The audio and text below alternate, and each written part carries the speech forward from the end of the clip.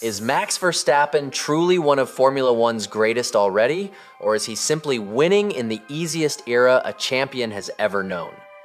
Max Verstappen is dominating the grid right now. The margins are brutal. The control is absolute. Records are not just being broken, they are being erased before they have time to settle into history. On the surface, this looks like the rise of an all-time great, maybe even the greatest the sport has ever seen. But Formula One has taught us something repeatedly over its long history. Domination is easy to mistake for greatness when context is ignored. Because dominance and greatness are not the same thing. Dominance is what happens when everything aligns. When the car behaves exactly as expected, when the team executes without hesitation, when regulations reward a single technical philosophy more than any other. Dominance is visible, measurable, and immediate. It shows up in lap times, in race gaps, in championships secured with months to spare. Greatness, however, is slower and far more uncomfortable. It is not defined by how often a driver wins when conditions are perfect. It is defined by what survives when they are not. And that is where this conversation truly begins. This is not a debate about talent. Max Verstappen's talent is undeniable. His speed is real, his confidence is real, his racecraft when examined in isolation is exceptional. This is not an argument that he is overrated, lucky, or unworthy of success. Framing it that way would be dishonest and shallow. This is a debate about legacy. Formula One does not remember its legends simply for the seasons they dominated. It remembers them for the resistance they endured along the way. The drivers who defined eras were shaped by instability, by internal team conflict, by unreliable machinery, by seasons where belief was shaken and careers looked uncertain. Their greatness was not obvious in the moment. It hardened over time through pressure and doubt. What makes Max Verstappen's current era feel different is not how much he is winning, but how little seems to push back against him while he does. The environment does not resist him, it amplifies him. The system does not challenge his instincts, it rewards them.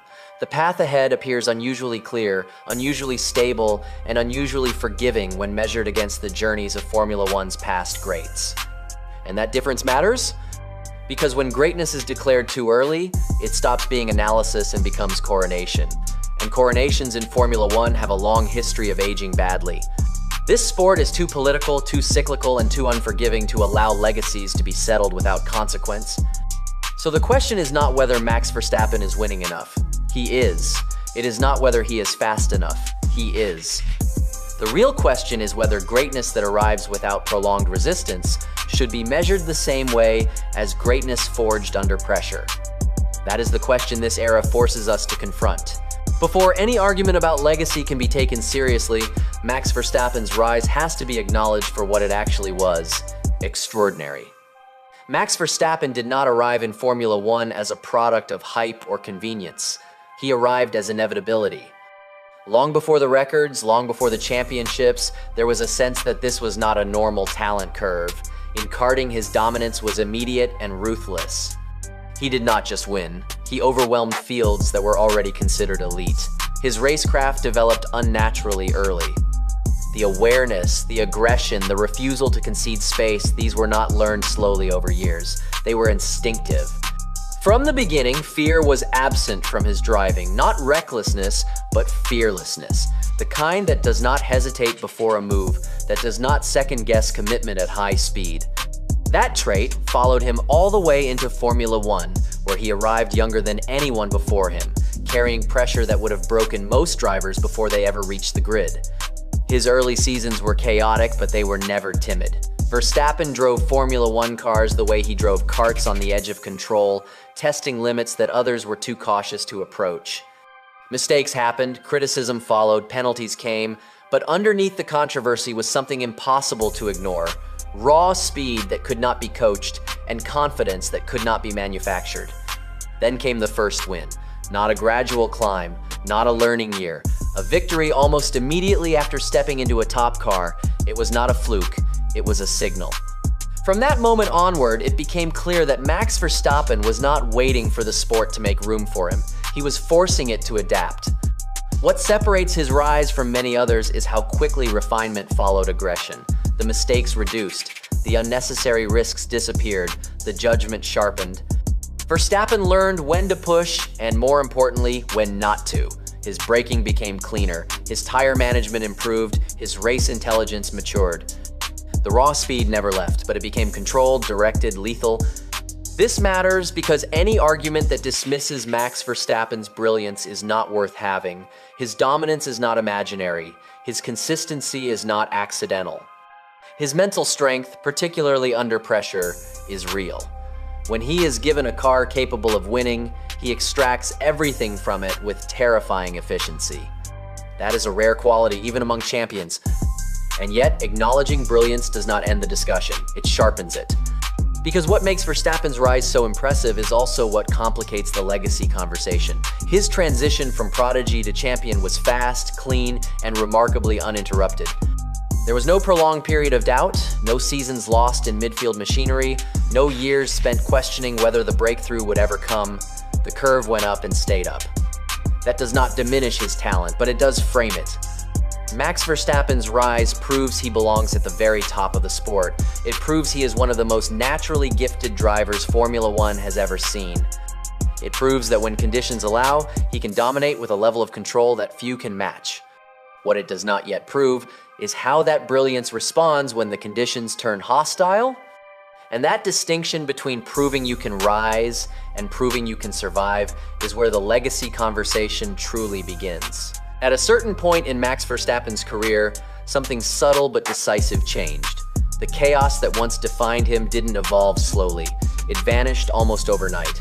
The wild edges softened. The mistakes stopped coming in clusters. The radio messages grew quieter, the penalties disappeared, and in their place emerged something far more dangerous than aggression control. This is usually the moment in a great driver's career where resistance increases, where the sport pushes back, where teams test patience, cars expose weaknesses, and pressure multiplies. For most legends, maturity coincides with friction. For Max Verstappen, it coincided with alignment. As Max matured, the environment did not turn hostile, it stabilized. The team adapted to him with remarkable speed. Strategy calls became cleaner, development paths became clearer, decision-making began to orbit around a single center of gravity. Red Bull did not ask Max to compromise his instincts. They refined the machine to support them. The car began to behave the way he expected it to behave, not just on perfect laps, but across entire race distances. This is an important distinction because in Formula One, maturity often arrives alongside limitation. Drivers learn restraint because they have to. They manage races because the car demands it. They compromise because the environment forces compromise. In Max Verstappen's case, restraint was rewarded, not required. The moment he stopped overreaching, the system amplified him. What followed was not just improvement, but smoothness. The kind of smoothness that only appears when friction has been removed from the equation. There were no internal power struggles. No philosophical clashes between driver and team, no long stretches of second-guessing development direction. The relationship became linear. Input produced output, feedback produced gains. That linearity is rare in Formula One. Historically, the sport has a way of testing drivers right as they enter their prime. Teams change, regulations shift unexpectedly, competitive orders reshuffle. But in Verstappen's case, the turbulence arrived early, and stability arrived exactly when he needed it most. The learning phase was chaotic. The winning phase was remarkably calm. This is not an accusation, it is an observation. When Max Verstappen stopped making mistakes, the sport did not present him with new ones to solve. It removed obstacles instead. The car became an extension of his intent. The team became an extension of his decision-making. The margin for improvisation widened, not narrowed. And that matters, because greatness in Formula One has traditionally been measured not by how clean the road looks at the peak, but by how many times the road tried to throw you off before you got there. For many legends, maturity coincided with resistance. For Max Verstappen, maturity coincided with clarity. The chaos didn't harden him, it exited the frame. That does not make his dominance less real, it makes it structurally different. And when dominance feels this frictionless, it forces a difficult question not about how good the driver is, but about how much the environment has chosen to cooperate. To understand why Max Verstappen's ascent feels different, it helps to place it alongside the entry conditions faced by other drivers who are now spoken about as legends. Not to diminish what Max has done, but to contextualize the environments that shaped greatness before him. When Michael Schumacher entered Formula One, he didn't walk into a team ready to dominate. His early years were defined by instability, by machinery that was fast one weekend and fragile the next, by internal politics that demanded more than just speed. His move to Ferrari was not a coronation, it was a gamble. Ferrari was chaotic, pressure-heavy, and famously unreliable. Schumacher didn't inherit a dynasty. He built one through years of frustration, seasons without titles, and constant internal resistance. His greatness was forged in an environment that tested patience as much as talent. When Lewis Hamilton arrived in Formula One, his talent was obvious immediately, but his environment was anything but stable.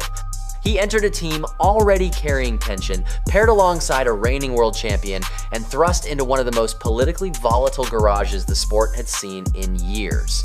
Even after his early success, Hamilton endured long stretches of uncertainty. McLaren declined. Mercedes required belief before results. Multiple seasons passed where the car simply could not deliver, and Hamilton had to redefine motivation while winning felt distant. His prime was delayed, interrupted, and repeatedly tested. Even Ayrton Senna, often remembered only for brilliance, entered Formula One through instability. His early cars demanded constant overdriving. His teams were rarely harmonious. His rivalries were not just external, but deeply political. Senna's greatness did not emerge from comfort. It emerged from confrontation, from environments that challenged his identity as much as his skill. The common thread among these careers is not just talent, but resistance. Each of these drivers entered Formula One into systems that pushed back against them early. Their development was shaped by unreliable machinery, internal conflict, shifting team hierarchies, and long stretches where winning was uncertain or impossible. Their greatness was not immediate consensus. It was contested, questioned, and hardened over time. Max Verstappen's ascent followed a different rhythm. He entered Formula One into chaos, yes, but the chaos was temporary. The instability came early, before expectations fully formed. And just as he matured into control, the environment around him settled. The team structure clarified. The competitive direction aligned. The machinery evolved to suit him. Resistance did not intensify with success, it diminished. Unlike the greats before him, Max did not have to spend years proving belief in the face of decline. He did not have to endure prolonged seasons where victory felt structurally impossible. He did not have to rebuild himself inside a failing project. His ascent was fast, steep, and increasingly unobstructed. That difference does not invalidate his achievements, but it does separate his journey from those he is most often compared to. Greatness in Formula One has historically been shaped by hostile entry conditions, by environments that force drivers to adapt before they could dominate. Max Verstappen's rise, by contrast, was defined by early turbulence followed by long-term stability. And when stability arrives this early, it changes the way legacy must be evaluated. Not because the driver lacks brilliance, but because the sport has not yet demanded survival before celebration. That contrast is not an opinion, it is the context that frames the debate. There is an absence at the center of Max Verstappen's career that becomes harder to ignore the longer his dominance continues. Not a weakness, not a flaw, but a missing chapter. An experience that has shaped nearly every great Formula One legacy before him, and yet has never truly arrived in his. There has been no prolonged losing era. No seasons where winning felt structurally out of reach. No years spent in irrelevance while the spotlight moved elsewhere. No stretch of time where relevance had to be defended rather than assumed. Max Verstappen has never had to race through a period where belief wavered and confidence had to be rebuilt from disappointment rather than reinforced by success. For most drivers, the arc of a career includes uncertainty before dominance or decline before revival. Cars fall behind. Teams lose direction. Drivers are tested not just on speed, but on patience and endurance. Those seasons leave marks. They change how a driver races, how they lead, how they respond to pressure. In Verstappen's case, that chapter is missing. Even the early chaos of his career did not resemble irrelevance. Mistakes were visible, penalties were frequent, criticism was loud, but speed was always present. At no point did he race without the knowledge that he was central to his team's future. At no point did he become peripheral. That is rare in Formula One. The greats are often defined as much by their lowest points as their highest. By seasons where nothing worked, where wins disappeared, where doubt crept in quietly and persistently. Those periods force reinvention. They demand humility and resilience in ways dominance never does. Max Verstappen has not yet been asked to endure that. There has been no rebuilding phase where expectations were reset downward. No year where the objective shifted from winning to simply surviving. No moment where patience mattered more than confidence. The silence around this absence is telling. It is uncomfortable to point out because it sounds like criticism, even when it is simply observation. But when greatness is evaluated historically, missing adversity matters. Until that chapter exists, Verstappen's story remains unusually smooth for a sport defined by disruption. The absence does not diminish what he has achieved, but it leaves a space that history will eventually demand to be filled. To understand why Max Verstappen's dominance feels fundamentally different, you have to move away from results and into mechanics, not engines or aerodynamics in isolation, but philosophy. Because in Formula One, cars are not neutral tools. They reward behaviors, they punish others. And when a car rewards one driving philosophy almost perfectly, dominance takes on a very specific shape. Modern Formula One cars are not simply fast or slow, they are interpreters. They translate a driver's instincts into lap time. Some cars demand patience, others punish hesitation. Some require constant correction, others reward commitment. When a car aligns deeply with how a driver naturally operates, performance doesn't just improve, it stabilizes. This is where Max Verstappen's era becomes unique. Max Verstappen thrives in a car that responds instantly to aggressive input. He prefers a sharp front end. He commits early. He rotates the car on entry. He trusts the rear to hold under pressure. His style is decisive, not exploratory. When the car behaves exactly as expected under those conditions, there is no need for compromise, no need to manage around limitations, no need to adapt mid-corner to uncertainty. Red Bull's car philosophy has increasingly rewarded this exact approach. The result is not just speed, but predictability. And predictability is the most undervalued weapon in Formula One. When a driver knows exactly how a car will respond at the limit, lap after lap, race after race, execution becomes ruthless. Margins stop fluctuating, errors disappear, confidence compounds. Dominance becomes repeatable rather than situational. This is not unprecedented in Formula One, but it is rare in its purity. Historically, even dominant cars demanded compromise. Drivers had to work around weaknesses, manage tire degradation aggressively, adapt braking points to instability, balance raw pace against survival. That friction created moments of vulnerability even in winning seasons. In Verstappen's case, friction has been systematically engineered out. The car does not ask him to change his instincts, it validates them. When he attacks a corner, the car rewards it. When he commits early, the car responds. When he pushes, the behavior remains consistent. That consistency allows him to race ahead of the field mentally, not just physically. He is not reacting, he is executing. This is why his dominance looks so calm. When a car and driver are misaligned, dominance appears dramatic. Corrections are visible, saving moments are celebrated. When alignment is perfect, dominance looks boring. It looks effortless.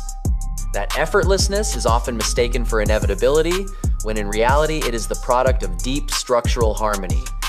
But this harmony also changes how greatness must be evaluated. Because when a car is designed to reward one philosophy perfectly, it removes a layer of challenge that has historically defined greatness. The challenge of adaptation, the necessity of compromise, the demand to win despite the car, not because of it. Max Verstappen has mastered winning with a car that behaves exactly as he expects it to behave. That is a skill, a formidable one, but it is a different skill from mastering unpredictability. This is not about saying other drivers could do the same in his car. That argument is simplistic and unproductive. The point is that Verstappen's dominance is being expressed in an environment that amplifies his natural tendencies rather than resisting them. When that amplification exists, dominance accelerates. Confidence feeds performance. Performance feeds development. Development feeds further alignment. The system begins to close around a single optimal solution. And when that happens, Formula One stops asking certain questions of the driver. It no longer asks how they adapt when the rear steps out unpredictably. It no longer asks how they manage when the front washes wide. It no longer asks how they extract pace from discomfort. It asks only how efficiently they can execute within comfort. That is why this form of dominance feels different. It is not chaotic. It is not dramatic. It is controlled, systematic, and repeatable. It is dominance born from precision rather than survival. And while that does not diminish Max Verstappen's ability, it reframes his greatness. Because history has shown that the most enduring legacies in Formula One are not built solely on perfect alignment, but on what remains when alignment breaks. Until that break happens, Verstappen's dominance will continue to look flawless. The question is not whether he deserves it. The question is what happens when the car no longer agrees. One of the most overlooked forces in Formula One history is not the rival in the next garage, but the one sharing the same one. External dominance can be managed. Teammate pressure cannot. And when you examine how greatness has historically been forged in this sport, internal rivalry appears again and again as the crucible where legends are truly tested. That crucible has been largely absent from Max Verstappen's career. In Formula One, the only truly equal comparison a driver ever faces is their teammate. Same car, same engineers, same data, same opportunities. When pressure comes from across the garage, excuses evaporate. That is where reputations are built or broken. That is where confidence fractures, where politics emerge, where mental strength matters as much as lap time. For most of the sport's greatest drivers, that pressure arrived early and stayed constant. Teammate rivalries forced them to defend status inside their own teams. They had to justify development direction, earn strategic priority, and fight not just for wins, but for authority. Those internal battles were often messier than championship fights because they attacked identity, not just results. In contrast, Max Verstappen's environment has been unusually singular. As his talent became undeniable, the team structure adjusted quickly and decisively around him. Hierarchies clarified. Ambiguity disappeared. There was no prolonged period where Max had to prove leadership against an equal internal threat. The garage never became a battlefield. It became an extension. This matters because teammate pressure creates a very specific kind of stress. It is not the stress of being chased. It is the stress of being measured. Every lap becomes a referendum. Every mistake becomes amplified. Every advantage must be defended in real time. It forces adaptation, humility, and sometimes reinvention. Max Verstappen has rarely had to operate under that condition. When dominance comes primarily from external superiority, the psychological load is different. The team rallies. Strategy simplifies. Risk tolerance increases. Confidence compounds. Internal dissent fades. That environment allows a driver to express their best version consistently, but it also removes one of the historical tests of greatness. The absence of internal rivalry does not invalidate dominance, but it does change what dominance represents. When legends are remembered, their defining moments are often not just race wins, but confrontations. Seasons where teammates push them to their limits. Years where championships were decided inside the same garage. Those battles forced drivers to evolve in public, under pressure, with nowhere to hide. Max Verstappen has not yet had to win in that context. That is not a failure, it is a condition. His dominance has been built in an environment of clarity rather than conflict, of alignment rather than opposition. The team has moved in one direction, with one focal point, and with minimal internal resistance. Historically, greatness has often emerged not when the world bowed, but when it pushed back from within. Until Max Verstappen is forced to defend his position against an equal and identical machinery over multiple seasons, there will remain a fundamental difference between his dominance and that of the legends he is compared to. Not in speed, not in talent, but in the kind of pressure that shapes legacy. External dominance proves superiority. Internal rivalry proves greatness. Taken together, this is what separates Max Verstappen's era from those that came before it. Not speed, not consistency, not even dominance, but the conditions under which that dominance has been allowed to exist. Formula One has always been ruthless about exposing drivers, especially the ones it elevates too quickly. It tests them through unstable teams, political friction, technical missteps, and rivals who know them as well as they know themselves. That is how legacies are carved into something durable. Max Verstappen has not yet been placed inside that furnace. His career so far has been defined by clarity, clear hierarchy, clear trust, clear direction, clear technical alignment. The team has moved with him, not against him. The car has spoken his language. The garage has not asked him to defend authority before exercising it. That does not diminish his achievements, but it does explain why his dominance feels frictionless compared to the stories told about the legends he is measured against. Greatness in Formula One has never been about how comfortably someone wins when everything works. It has been about what remains when comfort is removed, when certainty disappears, when winning requires not just speed, but endurance, compromise, and survival inside pressure that comes from the closest possible source. Until Max Verstappen is forced into that environment, until he is required to fight for control within his own team, to adapt under sustained internal pressure, to defend status without structural protection, his legacy remains incomplete by historical standards. Not lesser, not false, but unfinished. External dominance shows how far ahead you are. Internal rivalry shows who you really are. And that is the difference history will ultimately care about.